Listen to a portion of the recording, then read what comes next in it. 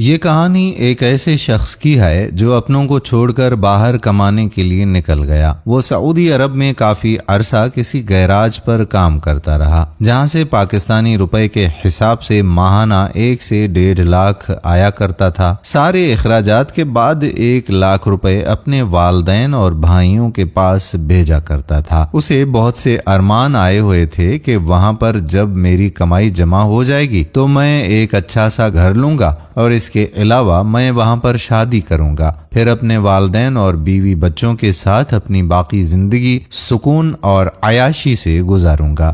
وقت گزرتا گیا اور وہ ہر دفعہ پیسے بھیجتا رہا اور فون پہ اپنے باپ سے اور اپنے بھائی سے بات کرتا رہا۔ اس کو سب یہی یقین دہانی کراتے تھے کہ یہاں پر وہ اس پیسوں سے پلاٹ لے رہے ہیں اور کچھ پیسے جمع کرتے جا رہے ہیں۔ اس شخص نے سعودی عرب میں 10 سال کا عرصہ گزارنے کے بعد سوچا کہ اب مجھے شادی کرنی چاہیے، کیونکہ اب میری جمع پونجی اتنی ہو گئی ہے کہ میں وہاں جا کر اپنا سیٹ اپ بنا سکوں۔ اس نے اپنے باپ کو فون کی اور بولا کہ بابا، میں سعودیہ سے ہمیشہ کے لیے واپس آ رہا ہوں اور میں وہاں پر شادی کروں گا، اپنا گھر بناؤں گا اور پھر بیٹھ کے کوئی نہ کوئی کاروبار کر کے میں وہاں پر سکون سے رہوں گا۔ اس کے باپ نے اس کو جب یہ بتایا کہ تم یہاں کس کے سہارے پر آ رہے ہو، یا تم نے کوئی خفیہ دولت وہاں پر بنا کے رکھی ہوئی ہے جو لے کر آؤ گے اور اس سے گھر بناؤ گے، شادی کرو گے اور کاروبار بھی کرو گے، اس شخص کے پیروں تلے سے زمین ہی نکل گئی اور اس نے کہا کہ بابا، 10 سال تک میں ماہانہ تقریباً 1 لاکھ روپے آپ کو یا بھائی کو بھیجتا رہا ہوں، ان پیسوں کا کیا بنا؟ اس پر اس کا باپ بولا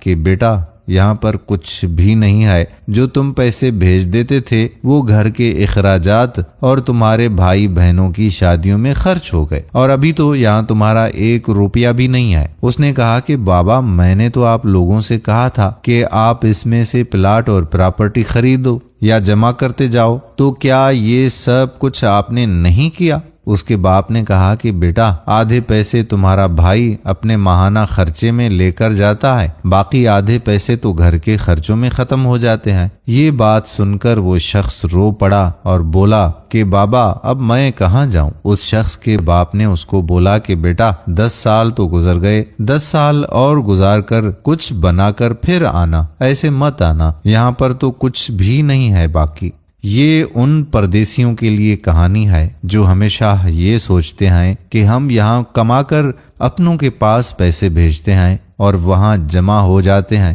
اور ہم جا کر واپس کوئی نہ کوئی کاروبار کھولیں گے اور اس کے بعد کچھ نہ کچھ وہاں پر ہمارا ہوگا، مگر ہر بار ایسا نہیں ہوتا۔ پردیسیوں سے ریکویسٹ ہے کہ وہ اپنی زندگی کے قیمتی سال باہر گزارنے کے بجائے جو کرنا ہے اپنے ہاتھ میں کر کریں۔ آپ کے اپنے ہی کیوں نہ ہوں، وہ آپ کے لیے نہیں سوچتے۔ ان کے ذہن میں یہ ہوتا ہے کہ جو سعودی یا دبئی یا باہر کسی بھی ملک میں رہتا ہے وہ سونے کے چمچے سے چاندی کی پلیٹ میں کھاتا ہے، بڑی عیاشی کر رہا ہوتا ہے۔ خدا را اپنے قیمتی وقت کو اپنے بچوں، اپنے گھر والوں، اپنے ماں باپ کے ساتھ گزارا کریں۔ اگر آپ باہر جاتے ہیں تو اپنی جمع پونجی اپنے پاس ہی رکھیں۔ اس کا یہ مطلب نہیں ہے کہ آپ اپنے ماں باپ کو ہی نہ بھیجیں، لیکن استطاعت کے حساب سے بھیجیں اور کچھ نہ کچھ قناعت کر کے اپنے پاس بھی جمع پونجی ضرور رکھیں، تاکہ جب آپ پردیس چھوڑ کر اپنے دیس میں آتے ہیں تو اس وقت آپ کو کوئی نہ کوئی کاروبار کرنے کے لیے